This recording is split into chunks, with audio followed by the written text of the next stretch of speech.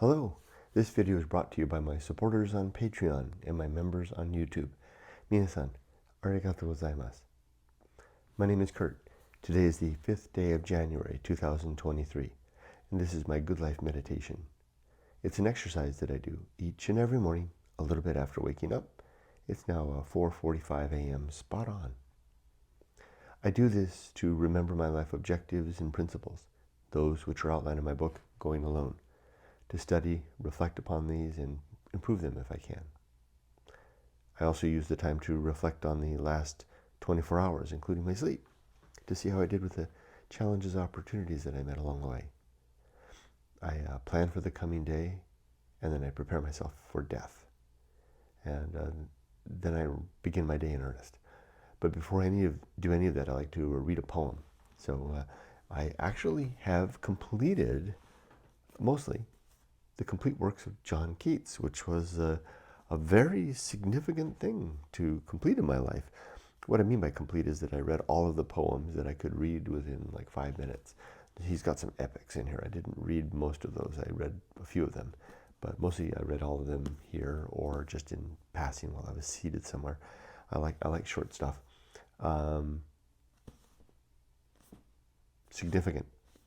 I wouldn't call it the works of Keats monumental in my life. I mean, clearly very good and interesting, but not like some other books that it doesn't earn a place on the shelf there of the ones that the recommended reading, but it was certainly worthwhile reading. So I like to keep 2 poetry books alternating. So I'm finishing up Edward Thomas's collection, but I'm going to add Walt Whitman's Leaves of Grass. This is another one that's got some real long poems in there that I'll skip, but I like to read the smaller ones, including the inscriptions. Whitman has a very storied and interesting history as a poet, no one really expecting him to pull off what he did, given his background and limited education, to have rewritten Leaves of Grass. This, which is considered to be an American epic, is quite something. I've given it a try before, and I wasn't particularly, I hate to say it, but I wasn't particularly impressed with Whitman. I don't know, it just didn't resonate with me, but I'm going to try it again. We'll start at the very beginning here, and I'll read one of his inscriptions, which is titled simply, "Oneself I Sing," which you see a theme here. He likes to write a lot of stuff like that. I sing the body electric and stuff like that. The singing seems to be a resonant theme. Here we go. Oneself I sing. Oneself I sing, a simple, separate person, yet utter the word democratic, the word en masse. Of physiology from top to toe I sing, not physiognomy alone, nor brain alone is worthy for that. For the muse, I say, the form complete is worthier far. The female equally with the male I sing, of life immense in passion, pulse, and power, cheerful for freest action formed under the laws divine, the modern man I sing. I think I get it, right? I mean, I sing of ourselves, of the person, male or female, top to toe. Life immense in passion, pulse, and power, cheerful for freest action formed under the laws divine, the modern man I sing. I don't know, I see the significance of it. He's celebrating us, right? It just doesn't resound to me. No, I wasn't so sure. Physiognomy and physiology. I'll have to look those two up. I mean, I think I know what physiology is. The body, right? Physiology, physiognomy, physiognomy. I'll have to look that up. I've heard that word, but I don't know what it means. Maybe that'll help it make them clear. One down. That's usually when I know I'm probably not going to stick with a particular book. When if it's a labor to read, I don't read all the books I start, and I don't keep any of the books I read except those that earn themselves a place up on my recommended reading shelf. Usually, within the first couple of pages, if I'm not grasped, then I probably won't make it that far. It was like with Walden was the first book that I ever encountered. Well, no, Call of the Wild was the first one. Then Walden was like a big lure, hooked into the mouth like a fish. I wasn't getting away. This one doesn't do that to me. All right, let's carry on. Last night and yesterday. First of all, let's go over my list from yesterday. So I had a busy day yesterday. Look at all those things that I did. Over here on the personal side and on the work side. I completed everything on the personal side except the blinds. You can see the blind behind me here is broken. The guy came, but he came late in the evening, and I asked him to call first so I could get the dogs out, and he didn't. So the dogs were nuts, and I wouldn't be able to get them outside. He'll come back again today and call first. I'll get the dogs out. He can replace the blind. I did all that, and then over here on the work side, you can see I did a lot yesterday. One thing I didn't do here, meet one-on-one. Yeah, I had a meeting with my boss in the late afternoon, and he postponed that to next week, so I didn't do that one. But everything, physical testing, I didn't do that either. I'll have to send an email today to do them. So, let me update the 5th today. 6. Physical testing. So the way that works is I have the personal side and the work side every day. And if it's a day off, a Saturday, Sunday, or holiday, then I don't have a work side. I focus. My personal side gets longer. So what I do is if I have something that I didn't complete that I wanted to do, then it goes into the next day's list. And that way I don't miss stuff. It's a really good system. It means that I pretty much once, and I keep this on my desk always, as soon as I have an idea, I need to do something, I write it down, and then it never gets lost. I complete everything as a resultant consequence. Okay. So good day yesterday for the checklist. As for the sleep, I slept all right. I slept good. I woke up feeling a little bit under the weather. I feel it now too. A little bit like I have a cold, which is strange because I rarely get sick. But it really feels that way. It's fading quick, but it feels that way. And I was awake about 15 minutes before the alarm went off. And then that 15 minutes I was in this twilight, and it just drug forever. It felt good.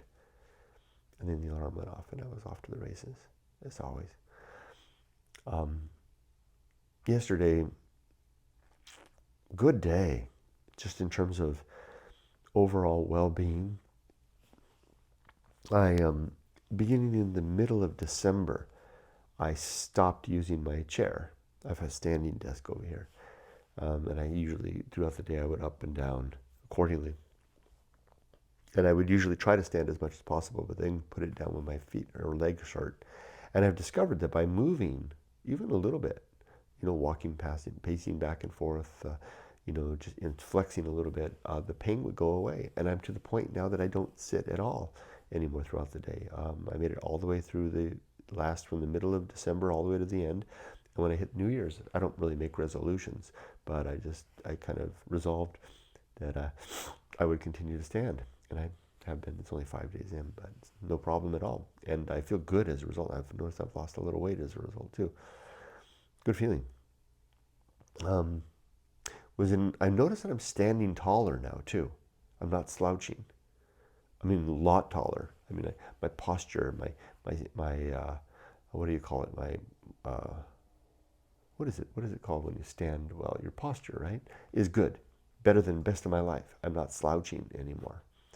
That in conjunction with my more careful, measured speaking, plus this incredible, astonishing side effect of having bought into the idea that free will is an illusion. And that allows me to march through life like a sovereign, imprisoned in a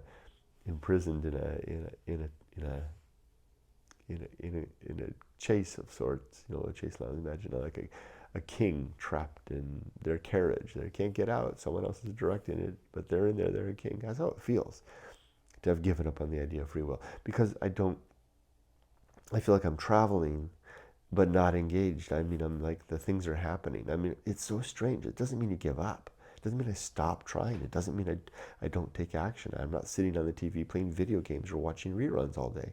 I'm as engaged as ever, more so perhaps, but not involved in the same way, not viscerally connected to what's happening around me. That's the way to describe it. It's not a visceral connection.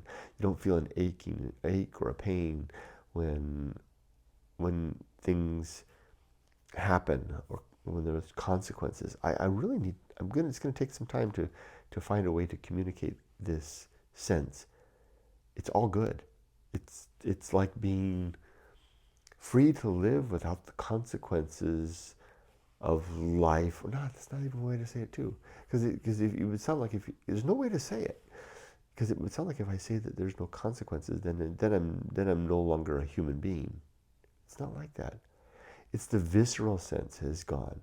The visceral pain, the knot in your stomach when things don't go right. Things just go. And that in combination with my improved posture, in combination with my lesser pain in my legs, the weight that's shed as a result, and the resolve that I have to jump into the sea each day, and it's cold right now, is a fortifying thing. And, of course, add to that the very fact that I'm now 345 days from retirement. I'm across the 1 year mark. Wow. I can't recommend this. I know, and I do feel sorry for those that aren't in a position to be able to experience this yet, or that haven't planned and maybe won't be able to. And I really do feel for that situation. But if you're young, do plan for this, because it is an experience quite amazing. It's like I'm at work and I'm going through the day, and I'm no longer acquiring new skills, but simply, that's what it's like. It's like if I were like in an airplane for the last 40 years, flying through the air with the engine running all the time. And now I've cut the motor. And now I'm coasting down to the landing strip, because I can see the runway up ahead of the end of my career. Doesn't mean that I won't work after this, but I won't have to work after this, right? It'll be any work I do after this will be for want rather than need. But the silence, the air passing through the whistling, the engine's cut. That's exactly what this feels like at this point. It's a good feeling. But I'm also very busy preparing myself for landing, because I'm going to have to get out and wander around the airport and go have some other adventure. No more flying planes. So I think I've talked enough about yesterday and last night. That was good. It was a good day. Let's go on to the good life. And today I'm going to talk about the principle of maturity. Timely. And then I'll do the creed. The principle of maturity. The principle of maturity suggests that we arrive at a state of improved self-control and understanding of the world through the very experience of the world in the course of our life. It's an incremental gain, also achieved through study and by observation of others, but rarely by study alone, usually by experience. It tends to sink it in. The sub-principles for maturity are, it's been a while, let me look them up, go to the book. In my book, Going Alone, there's each of these is laid out. So let me just read it. It's a short principle. It's in the book here, page 257. The principle of maturity, sub-principles, wisdom, fortitude, and integrity. Maturity is a finely curated collection of experience gained of life trials, both succeeding and failing, and recalled with some accuracy and honest consideration towards improved future ends. Wisdom is the soil where such considerations are plowed, while fortitude is the will and persistence to see the harvest through, and integrity maintains our sound constitution. That's all I have. We gain it through time, life, trial, effort. Our sound constitution allows us to see it through, and our integrity allows it to sustain within us. I want to add to this, though, something that's new to mind. This is why I said earlier that it was timely.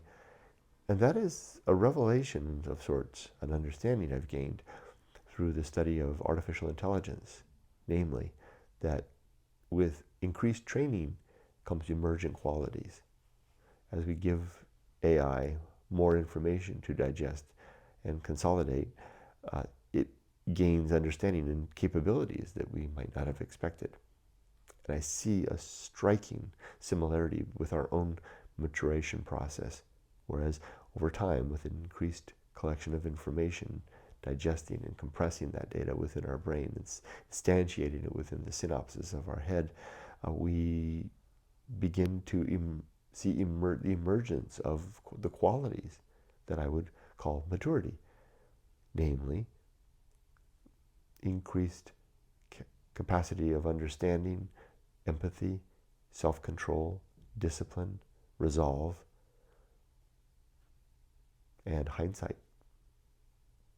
I don't think that these things can be gained in any other way, just like I don't think artificial intelligence can necessarily have new emergent properties without the input of more information to be compressed into them.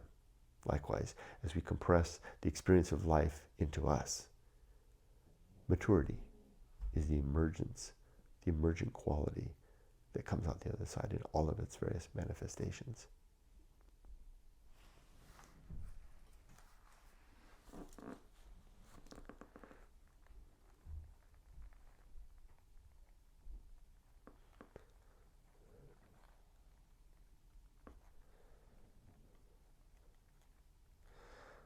All right, creed.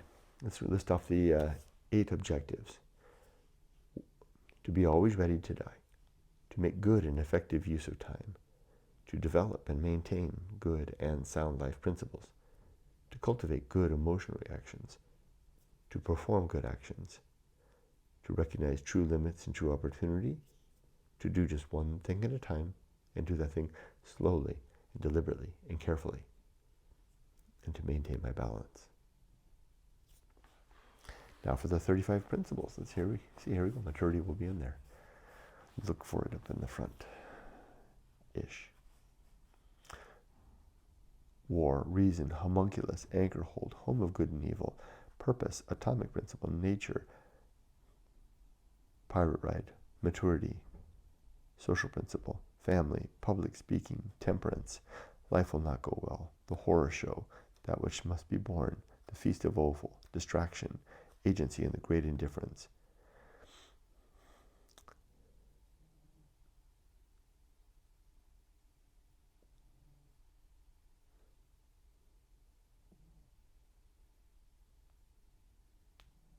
Did I get the best seat in the house? I think I missed one. That's what I get for going fast.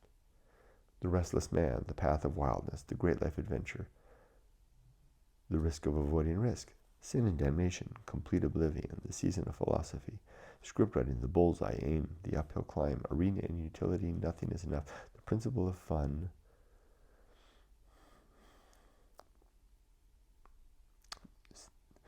being ready, and that's 34, so I did miss the best seat in the house. The best seat in the house, I'll throw it in last. That gives me then a yield of 5, 10, 15, 20, 25, 30, 35, even if I got one of them out of place. I did add it in after the fact. All right. Now, today's plan. Today's a Friday. It's my Friday on which means I work, but I get to start half an hour later and finish half an hour sooner. I typically like to start on time and then finish an hour sooner, so I'll be done at 3 p.m. this afternoon. Time to go to the beach a little bit earlier than usual. I have an ambitious plan ahead of me. I have all my work plan laid out. I'm going to take care of my email. I'll prepare a status report for my project. I'll send that out to the vendor project managers for review. I'll then meet in the afternoon with in the late morning with that project management team to go over. This is our bi-weekly project managers meeting to make sure that the project is aligned between the vendor and us, the customer. We'll then go over the status report plan for the next 2 weeks. Then we'll have prepare a meeting digest email. I'll prepare that and then go over that with him and send out. I'll then work on what is called the project story. I have this in using OneNote. I keep it's a proprietary method that I've developed called the Q2PM project management methodology. Go to q2pm.com if you want to see Q2PM quadrant 2 project management. Anyway, I'll go through the story in OneNote, check off everything to make sure I've touched it, and then prepare the next story for the next week. I'll then prepare I have a sponsor meeting on Monday with the agency sponsor and all of the division leads, including fiscal. I'll prepare for that. We have a lot to go over because we're kicking off the new year in earnest on Monday. I'll be there in person. And then we'll have, I need to communicate to the fiscal team about their needs for fiscal testing. I need to prepare that, add that to the agenda for the meeting. 6 items I'm going to do today and 8 hours to do it. And I can do all of that. It's a good list. I'm ready for that. Otherwise, between my breaks, before I start work, I have a few more things I'll do before I start work. By the time I start work, I will complete my Good Life meditation that I'm doing now. I will read 1 chapter of the Bible, still working on the Gospel of Luke. I will update my journal. That'll take me to 6 of 12 items on the personal list. After that, I'll be able to fill in the remaining 6 items between my 2 20-minute breaks in the morning and the afternoon and my half-hour lunch break. I squeeze a lot into that half hour, and then whatever time I have afterwards. Usually after I come back from the beach, I have a little more time. Yumiko works until 6. She starts later than me. So I usually get back from the beach around 5. I've got an hour there, and I can usually wrap everything up. Yumiko calls me. She says, let's go for a walk. And I'm all done, and our day is complete. That's life in the day of the Bell household. Day in the life, that is. The last thing I need to do is to ready myself for death. This is a very sober and very important step because I don't take life for granted. And I need to make sure that as I begin each day, that I am ready to pass into oblivion. Now, I don't believe in God or heaven or hell or a soul or free will or an afterlife or any of that stuff. I think that when I die, I will experience or not experience, for the better put, exactly the same experience that I didn't know before I was born. Remember that? No, neither do I. I think that's what we're headed for again. A complete oblivion. It's you've heard that in the creed, right? The complete oblivion is one of the principles. That's what we're headed for. And I want to be ready for that at every single moment. Ready so much so that if it happens, that I'm not reaching out and pleading to the world, right? Oh, here comes a heart attack. Oh, well, here it comes. Going out like my dad. And then just keep my eyes open as long as possible. Take in, wow, this has been amazing. Gone. And I don't want to have a single backwards glance. That means I'm not looking towards anyone or anything or any memory. And it doesn't mean that I don't care about these things or these people. It just simply means that I've lived deliberately and immediately and in the moment every day. I don't need to. I'm settled. I'm done. It doesn't mean I'm finished with life. It doesn't mean I'm tired of life. It's a tricky thing to convey. It just means that I'm done. At every moment I'm settled. This is, as the saying goes, a good day to live, a good day to die, and live. Now, how do I measure that? 3 categories, 3 things, 3 measures. The first is, are my affairs in order? That means literally, are my papers in order? Because I'm not leaving, I'm leaving people behind, namely my wife and daughter. How are they going to be, well, are they going to be provided for? Will they have a difficulty finding the information that they need to keep going? Because my paychecks are going to stop, right? So yeah, are my affairs in order? Are my relationships sound? Do I have any unfinished, unsettled business with anybody in my life that I need to tidy up before I go? And then the third one is my life's work complete? Whatever it is I chose to do to make as my purpose in life, is that, if not complete, at least in a settled state? Like I have one book that I've written 5 books so far. I have one book, a 6th book, that is written but not edited. So is it at least in a state that I can leave it behind? Yeah, and it's not so much that I've got it in a state that I can leave behind, as much as I've resigned myself to the fact that it will be unfinished. It will be it'll be like an unfinished painting. At least it's there, but it's not finished. That's fine. So then go and circle back and address and answer those one by one. As for today, am I ready to die? Are my affairs in order? Yes, absolutely. Are my relationships sound? Yes, absolutely. Is my life's work complete? Yes, absolutely. I am, if not finished with life, I am done with the things that I need to do to be ready for this life to end. So I can take a deep breath. And I can look forward to savoring the day, ready at a moment's notice to pass to oblivion without a single backwards glance. Be safe, but not too safe. Take care. Okay, いってらっしゃい。あ